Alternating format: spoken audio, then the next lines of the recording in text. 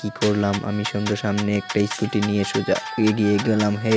সোজা এগিয়ে যেতে যেতে হঠাৎ আমি পানি দেখতে পেলাম, পানিতে চান করে উঠে এলাম। হঠাৎ আরেকটা গাড়ি দেখি, আমার বন্ধুর গাড়ির চড়ে অনেক জার্নি করলাম। গাড়িতে জার্নি করতে করতে পদ্মা সেতুর ব্রিজ পার করে অবশেষে এসে পড়লাম আমি এনিমি সন্ধানে। এনিমিটাকে মেরে আমি ক্লিয়ার করে একখানায় বসে একটা গাঞ্জা চন দিয়ে আবার এনিমির উদ্দেশ্যে দৌড় দিলাম একেবারে ভেন্ডিং মেশিনের দিকে।